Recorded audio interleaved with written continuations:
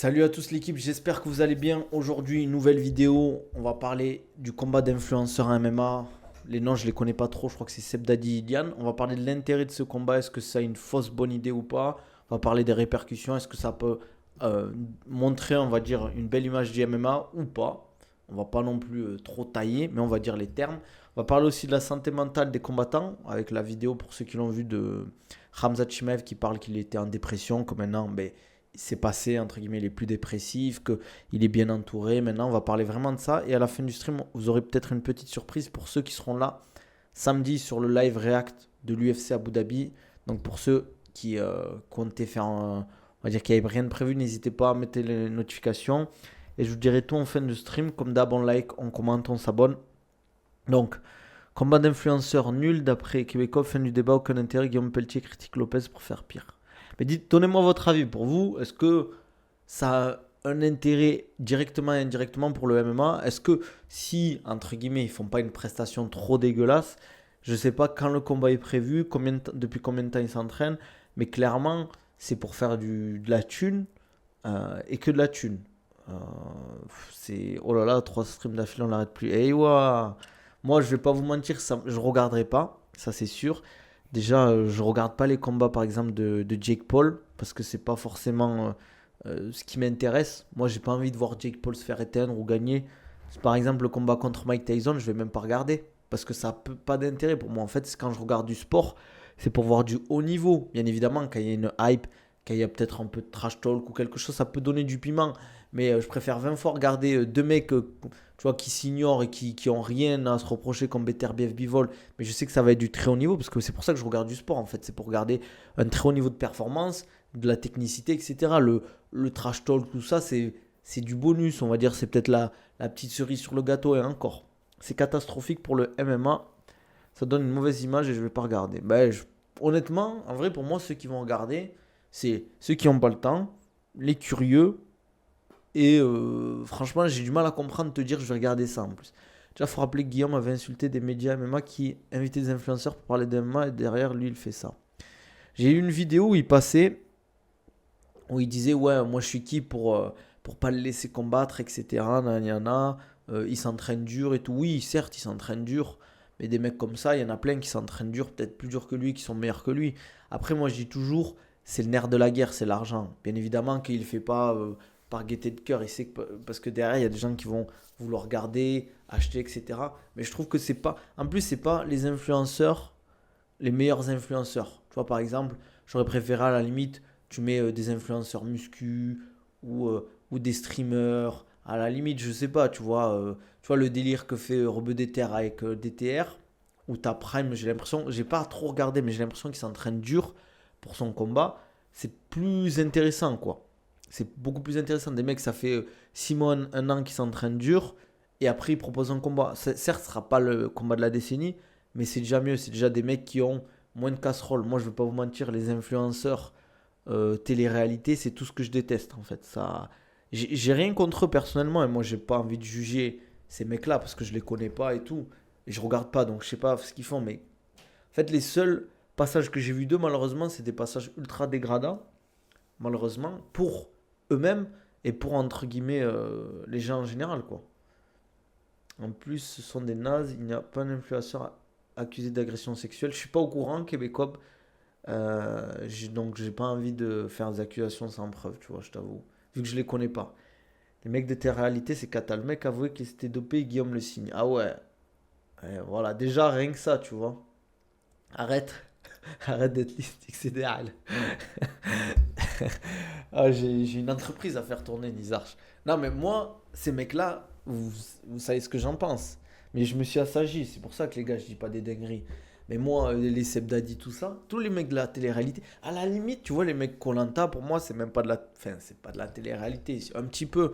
Mais je préfère des mecs à la limite de Colanta ou des mecs qui font Fort Boyard ou je sais pas, des mecs un peu connus, mais pas pour faire les débiles sur les réseaux qui arnaquent les gens et tout. Après, moi, c'est mon avis, hein. Petit Polo, il faut, les gars, hein.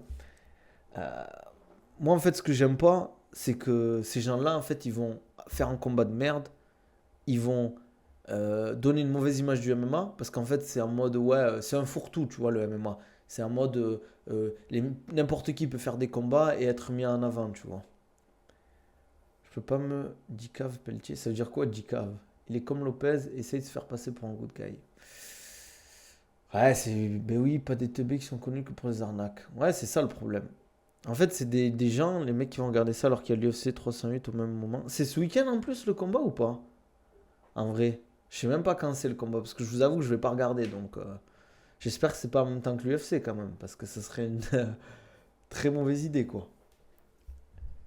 Mais en plus le délire ouais du dopage, je trouve que c'est très très dommage. C'est très dommage en vrai, parce que en fait t'as aucun, là c'est vraiment, c'est que du business, que de l'argent. Bien évidemment que le MMA c'est du business et qu'il y a de l'argent, sinon il y aurait pas tout ça. Ah, c'est samedi soir en plus. Ah ouais, c'est voilà. C'est pas des good guys les managers en France, des choses vont sortir un jour. Bah oui, en général, moi je vous le dis, les gars, dans le milieu du MMA, il y a très peu de good guys.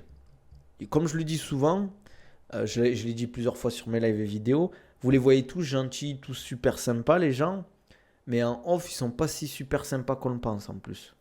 Donc, c'est pour ça qu'il faut éviter d'idéaliser les gens. Même moi, les gars, regardez, vous êtes sur mon stream, vous regardez mon stream, faut pas m'idéaliser. Là, j'ai l'air cool, j'ai l'air sympa, mais s'il faut dans la vraie vie, bon, je sais pas, mes proches le diront, mais je suis peut-être quelqu'un de mauvais, tu vois. Donc, welcome salam, Kabiwa, ça va ou quoi? C'est dit quoi, mon gars? Seibi Dadi est déjà blindé, il combat que pour l'argent, Pelletier trouve ça respectable. Ouais, je sais pas. Après, je sais pas, en vrai, pour moi, je pense que ça aurait été mieux qu'il fasse ses preuves et qu'il combat dans une orga amateur classique. Après, bien évidemment, Guillaume Pelletier a voulu faire de l'argent dessus, mais après, moi, c'est mon avis, je trouve que comme je l'ai dit, c'est pas les meilleurs influenceurs pour faire ça. Il y a des gens qui sont beaucoup plus à même de faire ce type de combat et qui peuvent mettre plus de lumière sur le MMA sans forcément être des influenceurs télé-réalité. Ça parle de méchant et j'arrive. Le grave méchant. Bon, ça va en tout cas, frérot. Cyril, ça, Guillaume, il critiquait Fernand, il a fait pareil, il a critiqué la sueur, il a fait pire qu'eux. Ensuite, il insulte les médias Twitter, Insta qui font des feats avec les influences. Là, il fait ça fait beaucoup là. Après, c'est le milieu, hein. C'est le milieu, malheureusement, hein. 70% du milieu à faire, il y a beaucoup de tarés, je vous le dis. T'as vu Shimaev? Ouais, on va en parler après de Shimaev. Mais bon, après, moi, je donne mon avis. Chacun fait ce qu'il veut. Euh, Comme je l'ai dit, moi, c'est mon avis perso. C'est comme quand j'ai donné mon avis sur la série, comment ça s'appelle? La Cage. C'est mon avis perso. Moi, les gars, comme je le dis, je suis pas payé, je reçois pas de sous, donc je dis les termes. Moi, il n'y a pas de, je sais pas quoi. Moi, je suis content qu'ils prennent leur billet, les médias MMA. Mais moi, j'aurais du mal à, par exemple, moi, là, tu me donnes 5000 balles, tu me dis de dire oui, tel truc est bien, je vais pas le faire si ça me plaît pas, en fait. Je peux pas, en fait. C'est comme ça, dans mes valeurs. Mais je dis pas que, personnellement, ce truc, je dirais que c'est pas mon goût, en tout cas. C'est pas mon goût. Je vais pas. Par exemple, si tu me dis oui, on me paye pour dire oui, le combat de Seb Daddy, je sais pas qui va être bien. Non, je pourrais pas en fait. Je peux pas parce qu'en fait, c'est ma façon d'être en fait. Je peux pas aller à l'encontre de mes valeurs, de ma façon de penser parce qu'en fait, sinon, ça va sonner faux. Ça va sonner faux, tu vois.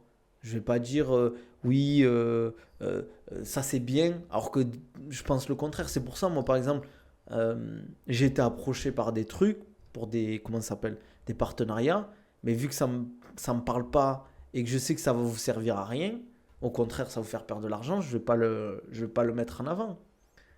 C'est comme ça. Moi, je m'en fous, en vrai. Tu sais, les trucs des paris sportifs, c'est à l'encontre de mes valeurs. Là, après, c'est facile à dire. Mais là, tu me dis, ouais, on te donne 100 000 euros, tu fais la pub des paris sportifs.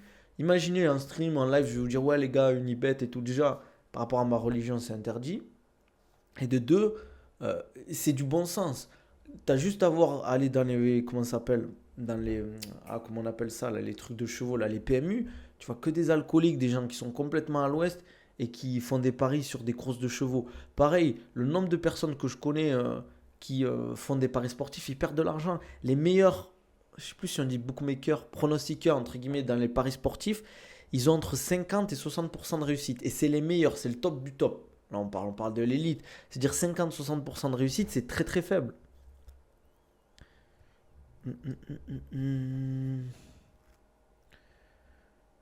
Alors, qu'est-ce que je voulais dire? L'argument de Pelletier qui dit que ça va attirer des fans de l'univers MMA, il a pas tort, ce sera des fans de MMA qui vont venir à... Ça peut ouvrir des portes à des gens qui connaissent pas et ça c'est plutôt positif je pense. Ouais mais pas comme ça tu vois. Hamzat était super positif sur Baki, Bouafia et un autre, je sais pas de qui il parlait. J'ai pas vu pour l'autre, j'ai vu qu'il parlait de Baki et Bouafia mais pas l'autre. Tu avais dit qu'avec 1000 € tu ferais la com pour la res. Non, pas 1000 €. Je la fais déjà la com pour la res déjà en plus. J'en parle de la res. Mais moi je dirais les termes moi. Moi en fait tu peux pas me payer et me dire ouais il faut que tu dises que du positif. Je te dirai la vérité. Ils m'ont jamais payé en plus. Enfin ils m'ont jamais proposé. On a déjà Dumba un influenceur MMA FR. C'est un système qui est fait pour que tu perdes. Comme le casino. Tu penses qu'on va voir Hamzat Prime ce week-end? Ben on le verra au combat les frères. Il a fait sa pub à TPMP avec Hanouna. Par rapport à la cage, d'ailleurs, le Real était très très bientôt dans la sauce. Big enquête sur lui, ça sort dans quelques semaines. Ah, j'étais pas au courant de ça. On parle on parle de qui vous du chauve ou pas? Ou d'une autre personne? Parce que je sais pas si c'est une autre personne. J'imagine peu de gens rentrer dans un club de MMA pour s'entraîner après avoir vu Sebi Dadi. Ouais, moi je pense que les trucs qui ont fait vraiment mis de la lumière sur le MMA, c'est Francis Cyril Gann. Je pense que c'est vraiment un des combats qui a vraiment mis la lumière sur le MMA et qu'il a développé, on va dire pas sereinement, mais ça a pérennisé le MMA en France. On parle beaucoup de Baki Doumbé, mais comme je disais, et j'ai rien contre Doumbé, ou je l'ai dit plusieurs fois ici, et j'ai rien contre lui, je lui souhaite la réussite. Mais en fait, il y a beaucoup de fans qui sont fans de Doumbé, mais pas fans du MMA. Ils sont fans du personnage de Doumbé. Certes, il est très fort, c'est un énorme combattant, ça on lui enlève pas du tout. Mais en fait, on le voit beaucoup aussi communiquer vis-à-vis de comment il blague, sa façon. Il est bon, il parle bien, etc. Il est marrant, il a une tête qui passe bien et tout. Les gens l'ont suivi aussi pour ça, parce qu'ils kiffent le personnage. Les jeunes qui bandent les influenceurs, je pense que ça peut attirer une nouvelle communauté de fans différents. Quand tu dis les choses, ça t'invite plus. Ah, mais moi. Après, moi, je m'en fous, tu vois. Je stream pas là pour faire un dessin et des mille. Hein. Je fais pas de sous avec le stream. C'est manière. Je le fais pas, bien évidemment, que pour le kiff. Mais globalement, je sais que je gagne pas d'argent dessus. Voilà, quoi, je m'en fous. Moi, je peux dire les termes. Ah, ok. Ah, je savais pas, Kabiro. Comme salam, Borzino, ça vaut quoi? Avant, il y a eu Khabib Conor aussi. Non, mais là, je parle. Là, Khabib Conor, c'est une autre histoire. Je parle pour le français. Je pense que Khabib Conor, ça a ramené beaucoup de fans de MMA en France. Ça, il y a rien. Ça, c'est sûr. C'est même ça. C'est vrai. En fait, oui, tu as raison. Ça, il y a beaucoup de gens qui ont commencé à pratiquer le sport de combat à partir de là aussi.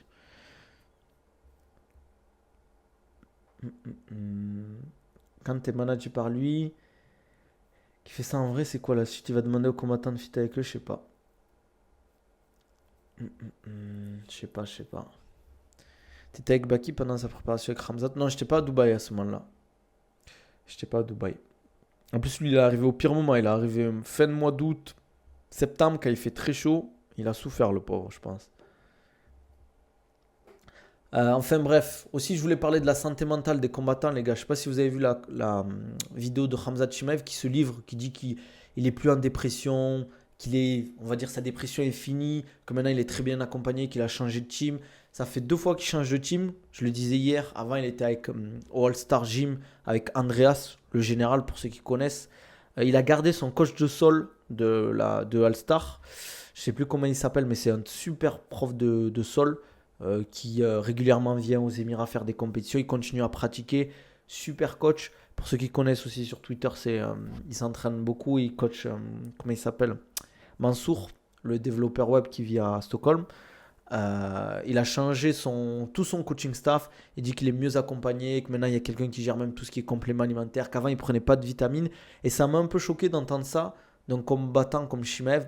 Ça me choque pas pour lui, mais je trouve qu'à ce niveau-là, mettre, on va dire, pas toutes les chances de ton côté, mais toutes les billes, on va dire, pour réussir, c'est dommage. Je dis pas que c'est les compléments alimentaires qui vont te faire gagner et être champion de l'UFC, mais comme tu veux être le meilleur, il faut que tu mettes tout en œuvre pour, on va dire, toutes les billes. Tu essaies d'avoir un bon préparateur physique, un bon nutritionniste, un coaching staff de haut niveau, des sparring partners de haut niveau. Il faut mettre de l'argent. Quand tu prépares ton combat, ben tu payes des sparring partners, tu les payes cher, tant pis. mais c'est un investissement. Avec l'argent qu'a Chimaev, il peut se permettre d'avoir la structure, d'avoir le coaching staff, d'avoir les sparring partners. Quand il vient aux Émirats, par exemple, il paye rien. La maison, il paye pas. Les voitures, il paye pas. Il est au max ici, les gars. Voilà quoi. Donc, faut en profiter. Je trouve ça dommage qu'à son niveau, qu'on arrive que maintenant à mettre ces choses en œuvre. C'est bien qu'il le fasse, mais je trouve ça dommage. Par exemple, vis-à-vis de sa dépression, bon, on n'a pas tous les tenants et les aboutissants. Peut-être qu'il y a plus que les problèmes de santé. Il y a peut-être d'autres problèmes vis-à-vis d'autres choses, on ne sait pas. Mais un préparateur mental ou un psychologue du sport qui peut l'aider là-dessus, j'ai l'impression que sa culture, son milieu n'a pas facilité cette démarche qu'il a aujourd'hui. Oui, je pense aussi.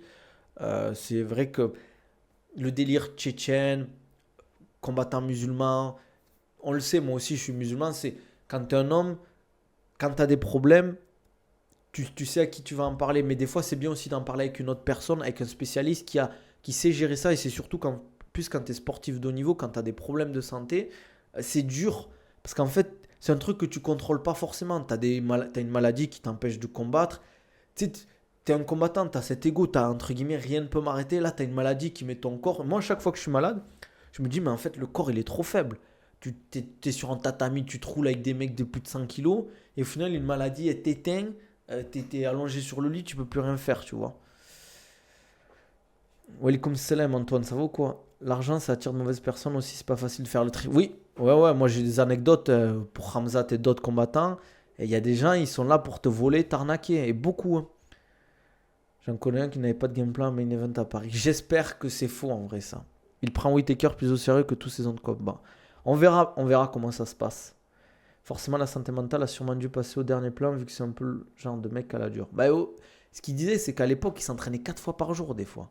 4 fois par jour, avec la fatigue, tu bousilles ton système immunitaire, sachant qu'il a eu le Covid. Je pense que c'est effet boule de neige. Il n'a pas su bien gérer le fait qu'il soit tombé malade. Il s'est peut-être pas entouré des meilleurs médecins ou des meilleurs accompagnateurs là-dessus. Et surtout, en fait, quand tu n'écoutes pas ton corps, quand tu dis oui, je peux continuer, au bout d'un moment, ton corps il va te dire stop. Stop. Là même de la santé, je pense que la starification et toute l'attention qu'il a eue en si peu de temps, sacrée preuve. Ouais, c'est vrai. En fait, quand t'as pas le truc, tu vois, je donne l'exemple de Khabib, je pense que son père, peut-être Khabib, on s'en rendait pas compte, mais il devait être très immature à certains moments, et son père devait être là pour lui dire, oh, là t'as dépassé les limites, redescends sur terre. Redescends sur terre, reste tranquille, va à l'entraînement, là repose-toi, arrête de parler, concentre-toi sur ça. Et c'est pour ça que l'expérience, je le dis toujours pour moi, l'expérience, c'est la meilleure des compétences en fait. Tant que tu n'as pas vécu certaines choses, tu ne sais pas comment tu vas réagir et tu ne sais pas comment il faut réagir. Que ce soit la perte d'un proche, une grave maladie, un échec professionnel ou personnel, tant que tu ne l'as pas vécu, en fait, tu ne sais pas comment tu vas pouvoir le gérer. Et c'est pour ça que l'expérience, l'âge, te permet, entre guillemets, c'est pour ça que la légitimité aussi, elle vient avec l'âge. C'est le cliché du sage avec la barbe qui va t'apprendre les choses parce qu'il les a vécues plein de fois, en fait. Et je trouve que c'est important d'être bien accompagné, d'être accompagné par des anciens qui ont soit l'expérience de la vie, parce que l'expérience de la vie, des fois, ça peut aider dans certaines situations. Tu vois, ici, tu as des gens, ils ont vécu des choses, donc ils savent, tu vois, cette personne-là, je la trouve pas, je lui fais pas confiance. Et tu sais, moi pareil, c'est pareil avec mes proches, tu vois, mes parents, etc., etc. Quand ils me disent, ouais, fais attention à lui, fais attention à ça, je les écoute. Même si pour moi, j'ai l'impression que c'est safe et tout. Parce que je me dis, eux, ils ont l'expérience, en fait. Pour ça, au dojo, ferme-la quand le prof donne des conseils de vie. Exactement.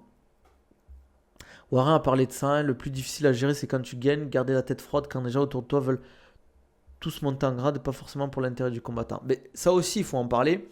Ou elle est comme celle à Michel, ça vaut quoi? Il y a beaucoup de gens, entre guillemets, quand tu commences à réussir, à monter, mais qui veulent prendre ta lumière. Donc, ce qu'ils vont faire, c'est qu'ils vont t'approcher. Ils vont essayer de dire, oui, Nani, moi, je peux faire ça pour toi, je peux faire ça pour toi. En fait, il faut toujours se dire, quand tu n'as personne au début, que les gens ils t'approchent, c'est pas grave. Mais quand tu commences à monter, il faut se dire, mais pourquoi il vient maintenant, lui? Pourquoi il n'était pas là avant? Pourquoi? Qu'est-ce qui fait que maintenant il veut venir, en fait? C'est qu'il est forcément pas désintéressé, tu vois.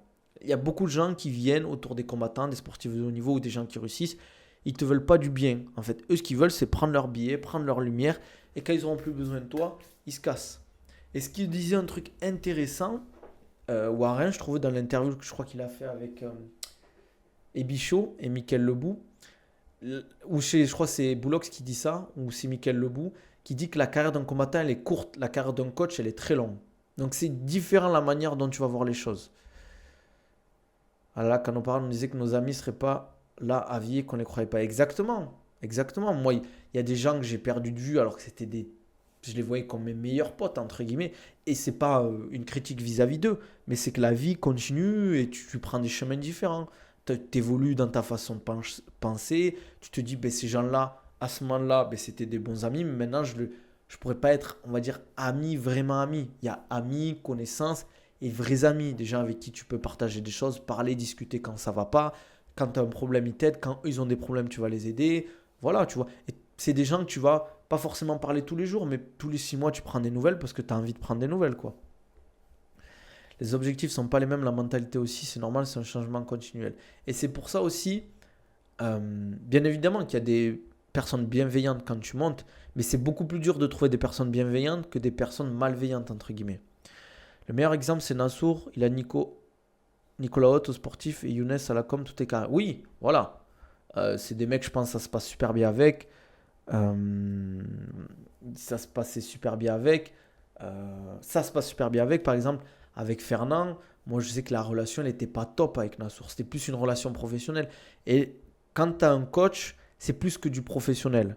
Ton coach, tu dois lui faire confiance. Tu dois apprécier passer des moments avec parce que, en fait, tu passes des moments durs avec parce que des fois, tu es en cutting, etc. Moi, je sais que par exemple, avec les combattants que je suis, ils aiment bien être avec leurs proches ou leurs amis parce que ben, ils sont à l'aise avec ces gens-là. Ils ne se verraient pas faire un cutting ou faire un training camp ou une fight week avec des gens qui sont juste là parce que, par exemple, je te donne un exemple. euh, le manager. Le manager, oui, il fait son taf, mais c'est pas la personne qui. C'est pas leur pote, quoi. Les vrais malveillants, pour moi, ils s'en foutent. Comment ça, Hichem? Tu penses qu'un combattant monté, il doit mettre une barrière au travers de son coach manager pour se faire approcher juste pour les protéger? Bien sûr. Je pense que c'est au manager ou à l'entourage de protéger l'athlète ou aux proches. C'est pour ça que des fois, on critique des fois. Tu vois, souvent, c'est dans le football, les familles. Oui, pourquoi c'est cette personne-là qui gère le. Ouais, mais c'est sa famille. Il est en général. Je dis pas tout le temps, hein. Il y a bien évidemment des gens, des proches qui font pas bien les choses ou qui sont, ils s'en rendent pas compte, mais ils rendent pas service à l'athlète. Mais il faut pas oublier que cette personne, c'est soit son père, soit sa mère, soit son frère. Ces gens-là, en général, ils veulent du bien. En général, un parent, il veut du bien pour son fils. Peut-être que c'est pas la personne la plus compétente. Attention, peut-être que c'est bien d'être accompagné pour l'aspect, je sais pas, négociation, juridique, euh, certaines choses. Parce que la personne, elle peut pas, c'est pas son taf des fois. Mais cette personne-là, tu sais qu'elle voudra que du bien pour l'athlète. Nabil, t'es mon manager et mon pote. Don King. Je sais pas si t'en as déjà parlé, mais t'en penses quoi du truc d'influenceur MMA? Ben, je l'ai dit, on en a parlé au début. Moi, je suis pas fan du tout, les gars. Au contraire, je regarderai pas. Et j'ai pas envie de casser du sucre. Mais ce genre de truc, je déteste en général. Malheureusement, quand il y a de l'oseille en jeu, même les liens du sang ne tiennent pas. C'est vrai. Faut pas juste dire que ça arrive tout le temps, mais c'est pas une barrière, entre guillemets. C'est pas parce qu'il y a des liens du sang que ça ne peut pas empêcher la trahison. Ça, je suis d'accord avec toi. C'est pas pour taper sur Pelletier gratuitement, mais quel était l'intérêt qu'il soit dans le coin de BSD? Mais à ce qui paraît, c'est BSD qui a demandé, je crois, de ce que j'ai entendu. Et peut-être qu'ils s'entendent bien, peut-être qu'ils se sentent bien avec lui. Et il a déjà fait, tu vois. Si on prend Adebayor avec le foot, par exemple. Ouais, voilà. Adebayor, je crois que c'était extorsion par sa famille, non? C'est son histoire. C'est sa famille qui lui forçait, qui l'a intimidé ou menacé de lui donner de l'argent et tout. T'es pour les combats d'influenceurs? Non, pas du tout. 8 fois 10 minutes et bike à forte intensité, 4 minutes de repos entre chaque. Ça fait perdre du muscle. J'ai pas compris 212 Brabus. Ouais, Pogba aussi, c'est vrai. Il y en a d'autres, des histoires comme ça, hein. Benzema, je crois qu'il en avait parlé aussi, non? Ou je sais pas si c'est vrai cette histoire. Après, des fois, un athlète veut un mec dans son coin juste pour le confort de l'avoir avec lui, ça le rassure. Non, exactement, la confiance. En fait, quand t'as des gens. En fait, déjà, je vais vous donner un truc. Quand vous êtes en combat, par exemple, entre les rounds, des fois, en fait, il y a des gens, vous n'avez même pas envie qu'ils parlent. Par exemple, il y a des gens, à certains moments, ça ne vous dérange pas, mais quand vous êtes fatigué, que vous avez pris peut-être la foudre, en fait, il y a des gens, vous aimez les écouter, ils vous font du bien. Et il y en a d'autres, pas du tout, en fait, même si vous les appréciez. Mais la confiance, des fois, c'est pas les compétences qui vont primer, des fois, c'est la confiance. Par exemple, l'athlète, des fois, il n'a pas besoin de savoir, oui, ok, sur ton jab, fais attention à ça, etc. Timing, fais un meilleur timing sur ton sprawl ou ton takedown, ok, fais attention à ça, en début de round, il aime bien faire ça. Non, des fois, il a juste envie de dire, ok, ben, un tel, vas-y, souffle, souffle. Bon, là, franchement, tu as fait un round, c'est de la merde, tu l'as perdu, on est en train de perdre. Là, il faut que tu te réveilles par rapport à ça. Je veux plus que tu fasses ça, etc. On a travaillé ça, là, tu suis même pas les conseils. Des fois, c'est pas que les compétences. Il faut pas être le meilleur coach si le relationnel il passe pas quoi. Benzema c'était les mecs de son quartier. Vous imaginez.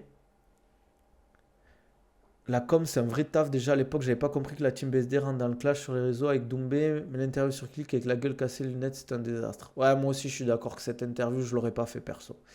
Quand je prends trop Chimata en randori que mon daron commence à parler j'ai les poings serrés. C'est clair. Mais ça peut être bénéfique comme mauvais, entre guillemets. Des fois, ça peut un peu te réveiller au niveau de ton ego, mais des fois, ça peut te faire. Par exemple, vu que tu n'as pas envie de perdre le sparring, tu testes rien en fait. Tandis que des fois, ben, tant pis, tu perds le sparring, tu perds le round, mais tu as testé un truc. Et si tu testes jamais en sparring, moi je le vois un peu comme un jeu le sparring. Si tu testes jamais des trucs, tu prends pas de risque. Tu as ce petit truc, ah, j'y vais pas parce que je suis pas sûr de réussir, mais tu vas jamais, tu testes jamais.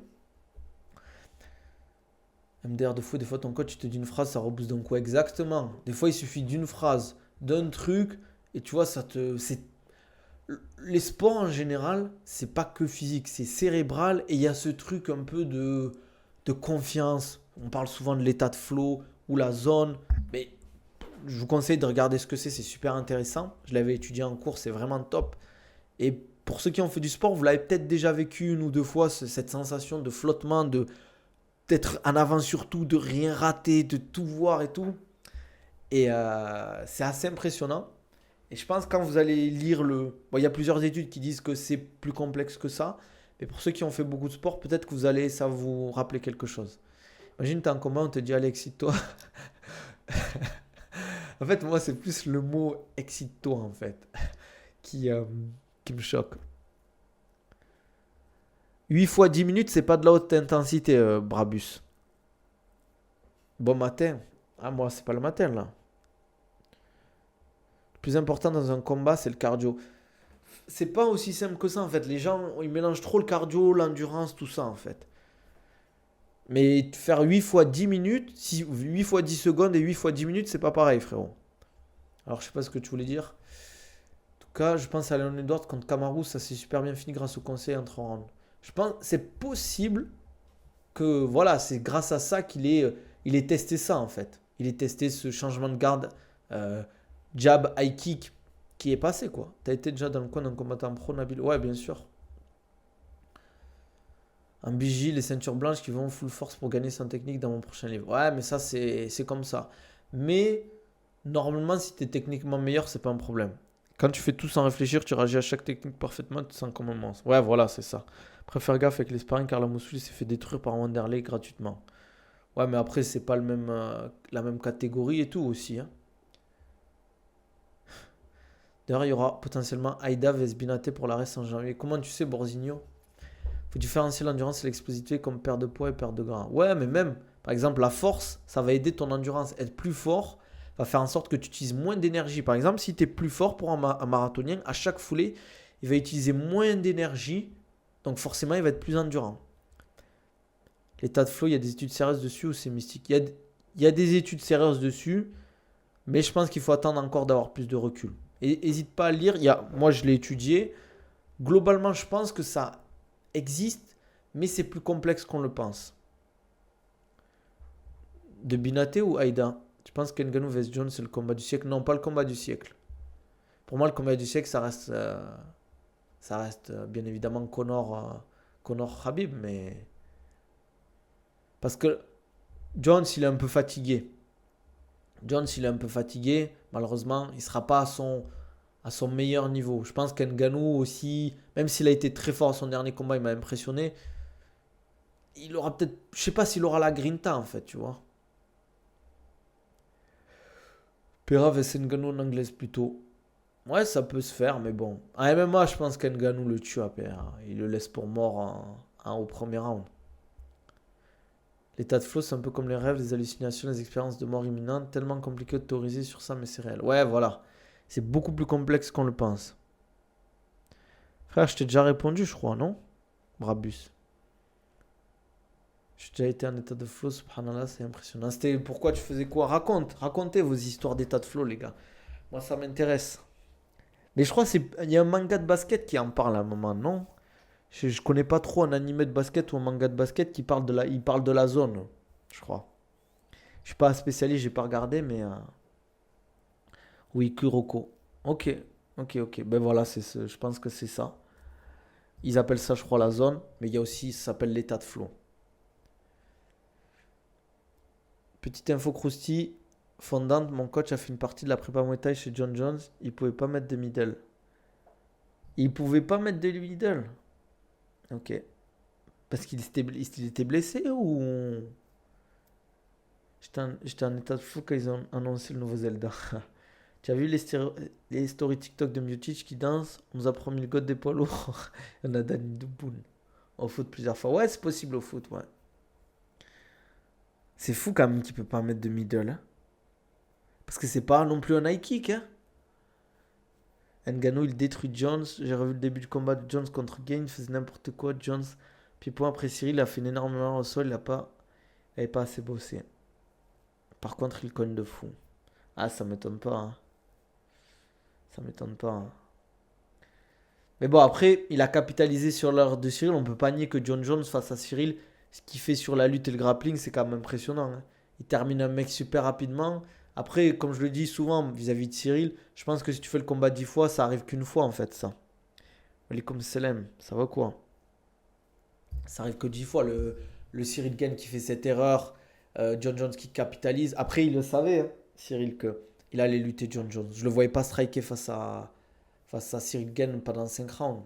Tu ressembles beaucoup à Belanda. On me l'a déjà dit plein de fois, ça.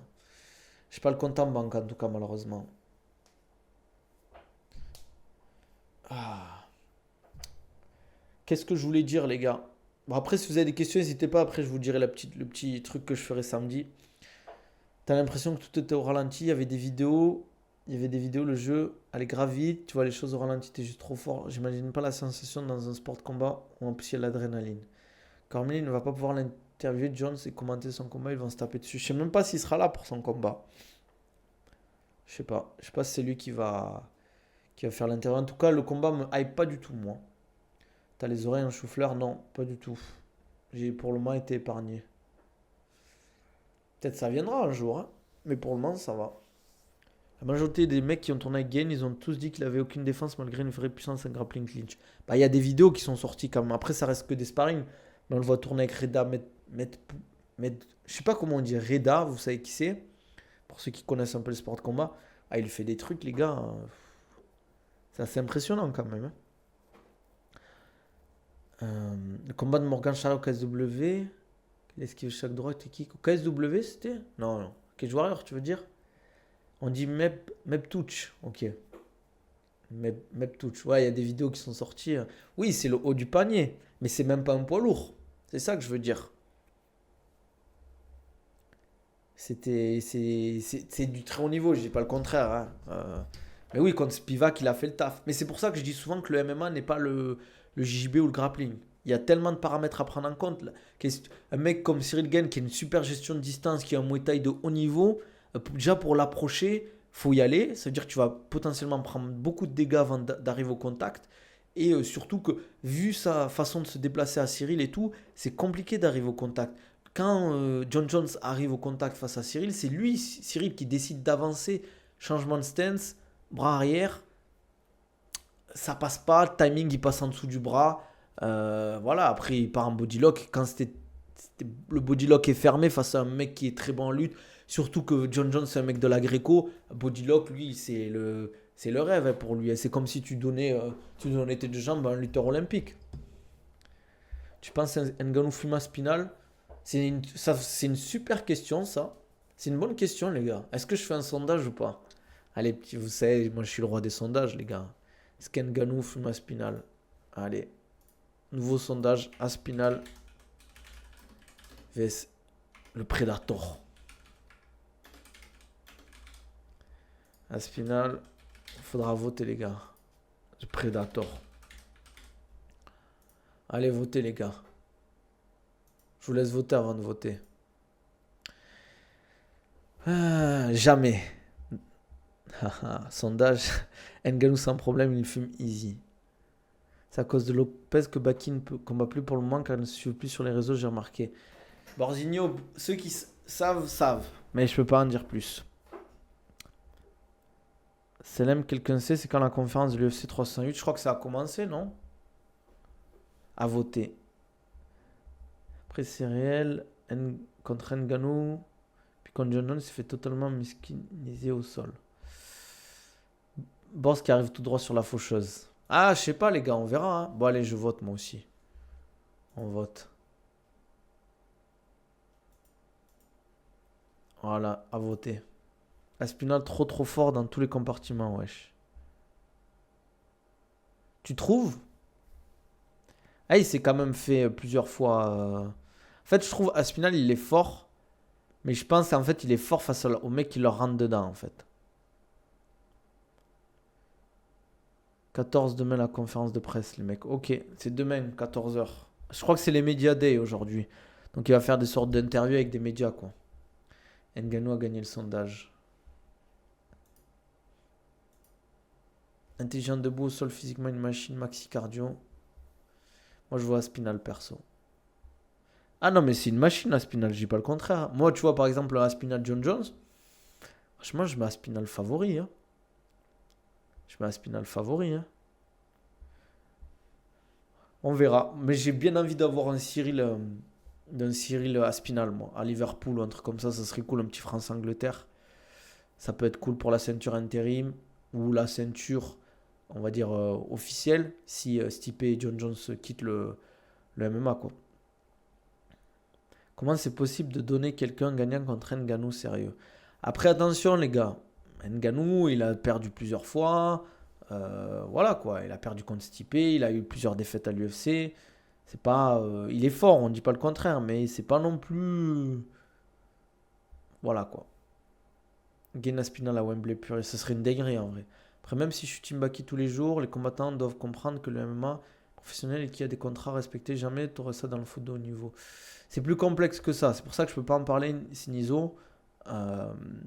C'est plus complexe qu'on le pense. Vous allez voir, d'ailleurs. Normalement, il en parlera en temps et en heure. Il a pris un KO en boxe, ça change un homme. Cyril a tous les skills qui mettront à Spinal. En PLS, la distance, les in and out et le fait qu'il a toujours la décision, même en 5 rounds. C'est surtout, après, il faut qu'il fasse. En fait, c'est toujours la problématique de ce genre d'analyse. C'est qu'attention, à Spinal, s'il rentre au contact avec Cyril, il a les capacités de finir rapidement Cyril, en fait, que ce soit en ground and pound ou en soumission. Parce qu'Aspinal est très fort au sol. Son coach, son père, il a un très très bon niveau en grappling. Il a une très bonne science du grappling. Et surtout qu'il est lourd et puissant. Ça se voit en fait que c'est pas juste un gros lard. C'est un mec qui sait peser, entre guillemets. Après, si le combat dure, ça peut être compliqué pour Aspinal. Le tournoi de rêve, Jones, Ngannou, Aspinal, Gain. Ouais, ça serait ouf. Mais bon, c'est des poids lourds. Tu peux pas faire ça en tournoi. Ouais, voilà, on pourrait avoir la même chose que John Jones, Gain. Mais, en fait, je trouve que Cyril a beaucoup d'armes pour battre Aspinal, mais Aspinal, il peut finir très facilement. Enfin, très facilement, c'est pas pour manquer de respect à Cyril, mais il peut finir rapidement, quoi. Son papa, première ceinture noire JB d'Angleterre. Ah, je savais même pas. C'est un truc de fou, hein. Oui, non, mais ce que je veux dire, Hichem, c'est que vous allez voir, je peux pas en dire plus, mais vous serez au courant. Moi, je regarde beaucoup quand il est en training camp, les vidéos d'Aspinal, et je trouve son père, il est très très intelligent dans sa façon de coacher son fils et son équipe. Il travaille en capsule, peu de personnes, que des poids lourds, des mecs, c'est des mecs qui font 140 kilos. Voilà quoi. Oui, il y a ceinture noire et ceinture noire, bien évidemment, mais c'est toujours pareil. Tu peux être ceinture noire de très très haut niveau, mais si tu n'as pas cette appétence avec le MMA, ça n'a rien à voir par exemple. Le MMA, le sol du MMA et le sol du JB, il y a pas mal de différences. Tu as plein de trucs qui font que. Déjà, tu as les gants. Les gants, ça joue beaucoup. La coquille, vous vous rendez pas compte, mais c'est des détails. Et quand tu prends le dos, je peux vous dire, quand on prend le dos et que tu as la coquille dans le dos, Quand le mec il met un coup de hanche, il force avec ses hanches, tu le sens vite. Tu le sens vite. C'est pas agréable du tout. Euh, Pareil, les gants ça gêne. Tu peux faire plein de trucs avec les gants. Bien évidemment, tu privilégies beaucoup le top game. Le fait que tu sois un short court, torse nu, mais ça, tu glisses beaucoup. Voilà quoi. Ah. Après, Spinal, il pourra pas avancer sur game comme il fait contre les autres. Je sais pas, à voir. Je vois ce que tu veux dire. Comment ça, c'est bien de faire des lives comme ça, Hichem? Pas comme Gain, ça n'engage que moi. On parlait tout à l'heure en plus, un entourage Gucci. C'est vrai ça. C'est vrai ça. Ah, mais moi je suis d'accord avec toi, Kabiwo. Mighty Mouse en marron pendant des années, il tabassait n'importe qui. Après, moi je le dis souvent, ceinture noire ça veut tout rien dire. Bien évidemment, ça veut dire que t'es pas dégueu en sol. Mais en MMA, ça n'a rien à voir. Baki, les ceintures blanches en JB et il bat facilement des ceintures noires, tu vois. En sol, en pur sol. Parce que le MMA, c'est différent. Tu, tu vois, tu te fatigues moins avec certains trucs, etc. T'as pas les délires de X-Guard, tout ça. Déjà, t'as pas le kimono, donc ça change tout. Le fait que ça glisse, le grip, c'est pas le même. T'as le ground and pound, tu peux pas te mettre en position, entre guillemets, sur le dos et attendre que le mec y vienne, tu vois. Le fait que tu te relèves aussi. Si on va dire, si le mec il vient pas et que tu te relèves, voilà quoi. Tous les jours, même heure et tout, tu dois te faire plaisir, ça, en parlant de MMA. Ouais, ça me fait plaisir. Maintenant, il faut lâcher un petit sub, Hichem. Eh, t'as pas de ceinture, ça se peut, je te bats. Non, un mec qui a pas de connaissances en sport comme ça, c'est comme le débat, on va en parler aussi du débat du, du videur, du garde du corps de Caris, qui dit qu'il peut battre Francis. Là, c'est là que tu te rends compte que les gens, je pense, c'est là que tu te rends compte qu'il y a des gens, ils ont un ego, mais tu te rends pas compte l'ego qu'il faut avoir pour te dire, moi, je suis videur de boîte de nuit, je tabasse des alcooliques de 80 kilos, alors que moi, je fais 130 kilos et que j'ai trois mecs avec moi qui peuvent le tabasser aussi, et te dire, je vais battre Francis en mode en combat. Donc, ça, c'est. En fait, il y a des gens, ils sont. Cyril Ngannou. Même Cyril Gane, il tabasse à ce mec. Il tabasse à ce mec. C'est ça qui me fait rire. C'est. Hmm. Non, mais c'est trop. En fait, pour moi, c'est un manque de respect de fou. Salut Hacker Gamer, ça va ou quoi? C'est un manque de respect de fou, en fait. Les gens avec un ego sont ceux qui ne pratiquent pas, j'ai l'impression. Ouais, aussi. En général, c'est vrai ça. Je soulève 160 au développé couché, je pense que tu peux me taper avec un combattant pro. Ouais, c'est ça un peu. Ouais, ça va et toi? Car du corps, il a dit Cyril Ngannou pour parler d'Ngannou. Ouais, ça veut dire vraiment, il connaît même pas le mec. C'est ouf en fait de se dire, je vais battre un mec, un des mecs les plus dangereux. C'est même pas en plus, il dit oui, moi, Khabib, je le bats. Tu vois, la différence de poids, tu peux dire, bon, allez, il est dans son délire, mais à la limite, tu vois. Mais Ngannou, le mec qui fait, je pense, dans la vie de tous les jours, 135 kilos de muscles, c'est une machine de guerre. Moi, j'ai déjà vu un jour tourner au MMA Factory, euh, il tournait contre le Jérôme Le Banner, ça m'a choqué. Il met, tu sais, ah, Hichem, merci. Eh ouais, Hichem, ouh, ouh. Il met une patate. Enfin, il met, je crois, un bras arrière à Jérôme Le Banner. Jérôme Le Banner, tu sais, il est un peu contre la cage. T'as une ganou, il arrive, bing. Pareil, coup de poing marteau. Je me suis dit, ah ouais, tu sais, faut être courageux, tu vois. Peut-être j'ai pas fait de boxe, mais tu me connais pas quand je fais des... Je suis nerveux. Merci Hichem pour le sub, ça fait plaisir. T'auras plus de pub au moins. Je suis nerveux, tu vois, c'est comme les gens qui te disent je suis nerveux. Après, par contre, euh, il y a un truc qui est important, euh, que je voulais dire vis-à-vis de ça. C'est que c'est vrai, par contre, il y a des combattants, quand c'est la réalité pour se battre, qu'il n'y a pas de règles, qu'il n'y a pas d'arbitre, etc., ils peuvent perdre leurs moyens. Ça, je dis pas le contraire. Ça, c'est clair et net qu'il y a des combattants qui sont très forts pour combattre dans les règles de l'art, mais si un jour, il y a vraiment une situation où ta vie, où ta santé peut être mise en danger, attention, je dis pas que c'est bête ou pas courageux de le faire. Euh, mais tu peux être tétanisé un peu par la situation. Moi, j'ai déjà vu des situations où des combattants de très très haut niveau, je dirais pas de nom. Il y a une situation, il y avait, comme dirait l'étal que vous connaissez tous, il y avait Haja. Ben, ils sont restés loin derrière, tu vois. Ils sont restés loin derrière. Parce que c'est pas des gens qui. Et c'est pas une critique. Chacun le voit comme il le veut. Mais il y a des gens, ils manquent un peu de ce courage, voilà. Salut Fred, ça va quoi? Puis j'ai peine après un maxi KO dehors contre un random. C'est comme ça, c'est comme Bradley Martin aux US, il pense qu'il peut battre des combattants bantam, mais il a zéro chance contre Mighty Mouse ou Merab. C'est qui Bradley Martin? C'est le bodybuilder?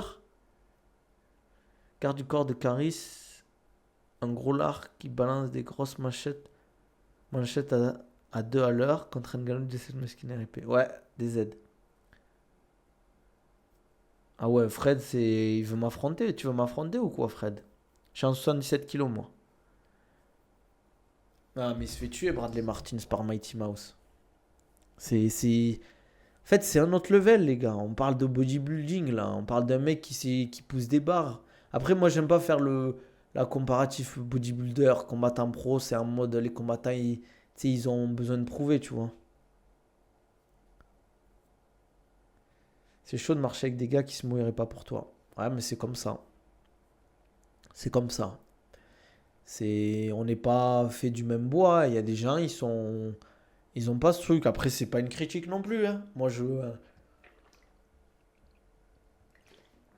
préfère un mec qui est prêt à sauver quelqu'un dans un immeuble en feu qu'un mec qui est prêt à se battre quand il y a un problème, tu vois. Tu vois ce que je veux dire? C'est bien d'avoir les deux, hein, bien évidemment. Bon, les gars, on va pas tarder. Je vais vous dire la petite surprise. Ouais, faut éviter de se retrouver dans des situations où il y a bagarre, en vrai. En vrai, à part si tu traînes avec des gens peu fréquentables ou dans des endroits vraiment compliqués, il y a peu de chances que il t'arrive des problèmes au point de se battre. Ça peut arriver. Ça peut arriver. Tu penses qu'Ngannou est en fin de carrière? Oui, je pense. Après, le gars, il réfléchit aussi. Regarde Bouganem en Belgique.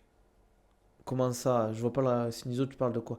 Non, c'est réel, faire du fitness et être énorme, ça apporte zéro skill en combat. Déjà, t'as zéro cardio. Le cardio, quand on note level, même si t'es sportif pro. Exactement. En fait, même un marathonien ou un nageur olympique, le jour où il va faire un sparring en lutte, en MMA ou en boxe anglaise, ben même s'il a le meilleur cardio du monde, il va être mort. Parce que c'est pas les mêmes intensités, c'est pas le même stress. Le fait que ce soit un affrontement, ça n'a rien à voir. C'est comme un entraînement. Tu fais une session de pas d'ours et tu fais un sparring, ça n'a rien à voir en fait. Un an pour une histoire de merde, je crois. Ouais, voilà, tu fais de la prison pour de la merde. Bien sûr. Bien sûr, bien sûr. Après, ça dépend le pays, tu vois. Moi, par exemple, je vis à Dubaï. Ça fait un an que je suis là. J'ai jamais, jamais, jamais eu une phase où je me suis dit là, ça peut partir en embrouille ou pire en bagarre. En France, c'est trop les gens, comment ils sont en France. France, quand je vais à Paris, je me dis, mais lui, heureusement, voilà, je suis un mec tranquille, je veux pas de problème et tout. Mais des fois, je me dis, j'aimerais bien qu'il y ait, tu sais, histoire, voilà quoi. Histoire de que je me défoule sur lui, tu vois. Tu vois, lui, il va prendre pour tous les autres avec qui j'ai pas pu me défouler. Exactement. Ah, même 2 minutes, t'es gentil. Tu fais 30 secondes avec le mec, il va être mort. Ligne 13 après l'entraînement, je t'avoue, une fois par semaine, situation de bagarre. Tu vois? Ça, c'est pas normal, ça. C'est dire, mais oui, je sais que t'es un mec cool. En plus, en général, quand tu fais des sports de combat, tu deviens zen. T'as fait ta séance, tu t'es douché, t'es fatigué, t'as envie de rentrer bien manger, te poser. Ligne 13 Clichy. Putain, les gars, vous souffrez à Paris, c'est abusé. Nabil, tu tapes des gens pour vivre, c'est cela ta profession. Prends juste appui sur le bouton du feu rouge, le temps qu'il passe au vert, tu peux te taper 3 fois pour rien. Exactement. Non, il y a trop de situations en France où tu peux te battre en fait. Et ça peut être dangereux pour toi.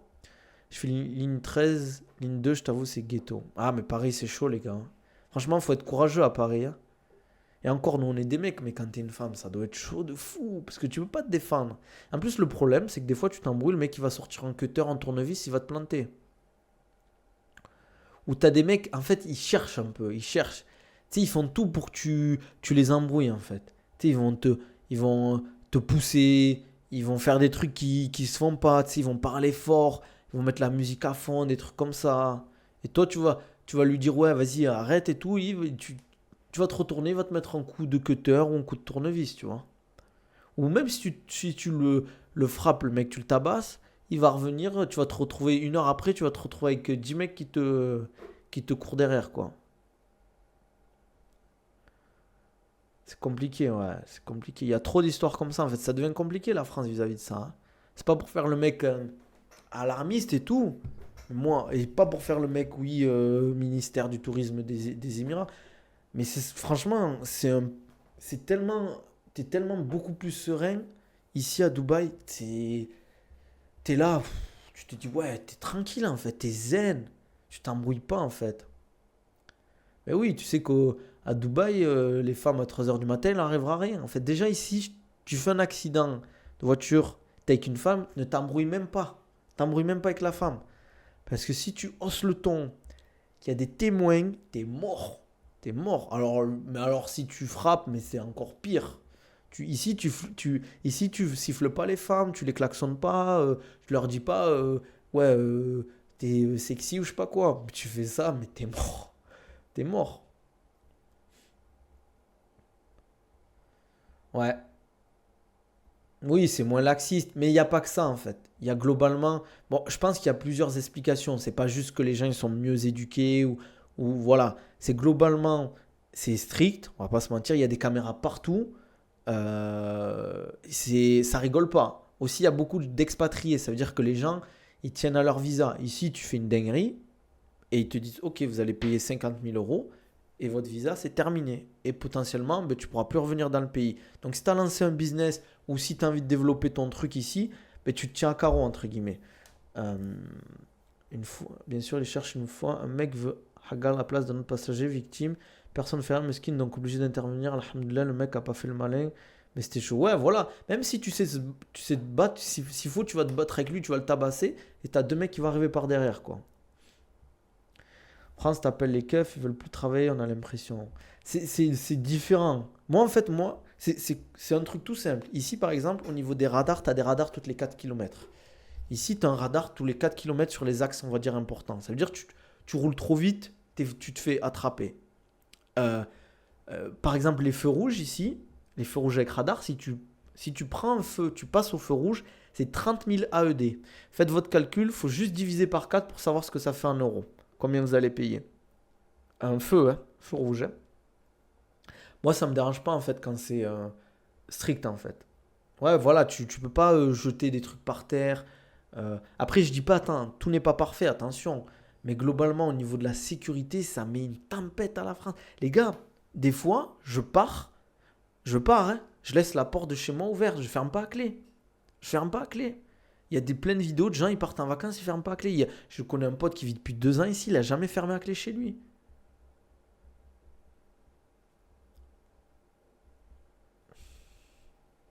Tout est très compliqué en France, c'est vrai, il faut nuancer même la police, c'est pas facile pour. Je pense, ouais, voilà, il y a des torts de partout. Ça je dis pas le contraire, hein. C'est pas. C'est. Globalement, je pense qu'il y a un gros problème au niveau du gouvernement aussi. Comme je le dis, ils gouvernent par le chaos en France. T'as l'impression que c'est le bordel tout le temps et qu'ils arrivent à rester au pouvoir grâce à ça. Parce que rien ne va en s'avançant, entre guillemets. Tu vois rien de positif en fait. C'est ça le problème. T'as rien qui va bien, tu vois. Genre, t'as pas l'impression qu'il y a un avenir dans ce pays. C'est ça le problème. C'est pas pour faire le mec qui parle de. Qui sait de quoi il parle, mais c'est mon avis. C'est mon avis. Bien évidemment qu'il y a des trucs très bien en France. Par exemple, l'accès à l'éducation. L'accès à l'éducation, c'est pas cher, voire gratuit. Les soins pour les gens qui n'ont pas d'argent, c'est gratuit, entre guillemets. T'as des aides. Pour ceux qui galèrent, t'as des aides, je dis pas le contraire. Parce que ici, l'école, c'est cher, c'est un budget. Mais c'est pas pareil, c'est pas les mêmes salaires, il y a quasiment pas de taxes. En France, mais au lieu de toucher 4-5 000 euros, tu touches 2 000 € à cause des taxes. C'est ça le problème. Mais pour vivre simplement à Dubaï, il faut gagner combien? C'est la question à 1 million, celle-là. C'est combien il faut toucher, mais ça dépend de ton style de vie. Tu me dis simplement, mais qu'est-ce que tu appelles simplement? Est-ce que tu as des enfants? Voilà quoi. Non, mais ça y est, la France et leurs aides cachées derrière les taxes. C'est ça le problème. En fait, on dit souvent oui, mais la santé c'est gratuit, l'école c'est gratuit, mais tu payes énormément de taxes en France. La TVA elle est ultra élevée, les impôts sur le revenu, impôts, si t'as la taxe foncière, taxe d'habitation, etc. Et voilà, les soins et l'éducation, ça n'a rien à voir. Moi, je vois les hôpitaux ici, les écoles ici, les gars, vous pétez un câble. Vous pétez un câble, les gars. Ça n'a rien à voir. Mais après, c'est voilà, c'est un autre style, les gars. Quand t'es en galère, à Dubaï, t'es en galère. En France, t'es en galère, t'as des aides. Voilà, c'est entre guillemets, c'est tu vis pas bien avec 1000 euros à Dubaï. Tu vis où toi maintenant? Après, bien évidemment, moi en fait, je dis souvent, moi en fait, je suis critique envers la France parce qu'en fait, le pays il a un potentiel de fou. Et c'est frustrant en fait, de se dire qu'un pays comme ça, il est, il est parti en live complet en fait. Parce que la France, le climat, il est vraiment top. La culture, la bouffe, le terroir, tout c'est incroyable. Tu manges trop bien en France. Euh, Quand tu as tous les environnements, t'as les montagnes, t'as la mer, t'as l'océan, t'as des super villes, tu vois, Paris, Bordeaux, Lyon. Euh, non, moi je suis pas d'accord. C'est pas qu'il y a trop d'aide en France ou trop laxiste. C'est, je pense que c'est mal géré juste. Voilà, comme dit Squeezie, c'est mal géré. C'est très très mal géré. Il y a laxisme dans certaines choses, mais pas tout le temps. Mais ce que je veux dire, c'est très mal géré. Quand tu vois le nombre d'impôts qui part et tu vois la gueule des écoles, qu'il n'y a pas de chauffage, des fois en hiver, que la clim ne marche pas en été. Admettons, tu vis à Dubaï, deux trois sorties, tu penses, il faut prévoir combien? Si tu vis seul, en vrai, si tu vis seul, il faut que tu te dises, tu as loyer à payer. Tu as l'installation qui peut coûter cher. Ça dépend en fait si tu... En fait, c'est pour ça que je le dis souvent, ça dépend de plein de paramètres. J'ai déjà fait plusieurs lives là-dessus. Si tu trouves une bonne boîte, la boîte, ils vont te prendre en charge le visa, ils vont te prendre en charge l'hébergement, ils vont te prendre en charge la voiture et potentiellement l'école et l'assurance. L'assurance, c'est quasi sûr. Des fois, c'est très fréquent l'hébergement et la voiture. Et des fois, ils te prennent en charge l'école pour les enfants. Donc, tu n'as quasiment rien à payer derrière après. Ouais, voilà, quand tu vois ce qui se passe dans les dom-toms et tout, c'est compliqué des fois. Bon, les gars, juste pour ce week-end, on va faire un stream react de l'UFC Abu Dhabi. UFC Abu Dhabi Stream React. Je serai accompagné de, pour ceux qui connaissent, Im Tarzan ou Imad pour les connaisseurs. Voilà, qui sera avec moi. On sera ici, là. Il n'y aura pas que Mur Blanc, il y aura Imad avec moi. On va essayer de prendre à manger, de quoi boire, etc. On va faire un petit stream React de l'UFC Abu Dhabi ensemble. On va se mettre bien. Je ne pourrais pas stream l'UFC. Je ferai un peu comme Clément fait ou d'autres font. Voilà, on va se mettre bien. La carte est incroyable. Franchement, Imad, c'est un bon gars, super détente. Voilà, on va. Le bon vieux, exactement. Très cool. Bon, ça fait plaisir. Donc, n'hésitez pas à être là. Vous n'êtes pas obligé de venir tout le temps, toute la carte. Vous pouvez, si vous êtes avec des potes, profiter avec des potes. Mais voilà, passez dire salut ou lâcher un petit coucou. Et voilà, on va essayer de faire un truc carré. On va essayer de faire bien s'organiser au niveau du bureau et tout. En tout cas, la carte, les gars, il ne faudra pas la rater. J'ai hâte de voir ça. Topuria Holloway, franchement, le combat, j'ai hâte de le voir. Khamzat Chimaev vs Robert Whittaker, pareil. Il y a d'autres combats qui sont super intéressants. Kalev, Ratic, j'ai vraiment envie de voir ce que ça donne. Il y a d'autres combats aussi. Danny Gay. Danny Gay, on dit, ou Danny G, je sais jamais. Rafael Dos Anjos. Il y a trop de combats, les gars. Il y a trop de combats. Il y en a d'autres aussi en prélim qui sont super intéressants. Euh, je dis que je serai accompagné d'Imad pour le stream de l'UFC ce week-end. M. Tarzan pour ceux qui combattent. Chara Poutine aussi. Donc voilà, soyez là les gars. Comme d'hab, si vous voulez un programme ou un suivi personnalisé, n'hésitez pas les gars à me contacter. On en discute en DM. Préparation physique, perte de poids, prise de masse, remise en forme, retour de blessure. Basharat aussi, l'Afghan qui avait combattu contre Taylor Lapillus. Il avait fait un bête de combat contre Taylor qui est une très très bonne défense Taylor. Et pourtant, ben, il n'a pas su gérer la lutte de Farid Basharat. 12-0 Farid Basharat, c'est un bourbier. On verra ce que ça donne. Je ne dis pas qu'il sera dans le top 5 ou champion de l'UFC, je ne pense pas. Mais je pense que ça peut devenir un problème pour la catégorie. Comme d'hab, n'hésitez pas aussi à profiter des codes promo qu'on a 10 pour la gourde, les gars. Other Nutrition Nabil 10 pour votre code promo. Nabil 15 pour tous vos équipements sportifs dans les sports de combat. Vous avez coudière, genouillère, gants, kimono, shin pad, tout ce que vous voulez, bandage, etc. N'hésitez pas à me follow sur tous mes réseaux, Insta, TikTok, Twitter, YouTube, Twitch, les gars. Prenez soin de vous. Dites-moi ce que vous en pensez de ce qu'on a dit sur le stream. Donc pour les bagarres d'influenceurs, comme on dit, combat d'handicapés. Non, je rigole, les gars. La charge mentale des combattants et tout ce qu'on a dit après derrière, quoi. Prenez soin de vous. On se dit à demain midi. Je sais pas de quoi on va parler. Il y a pas mal de choses à dire. Je pense qu'il y aura des news vis-à-vis de la carte.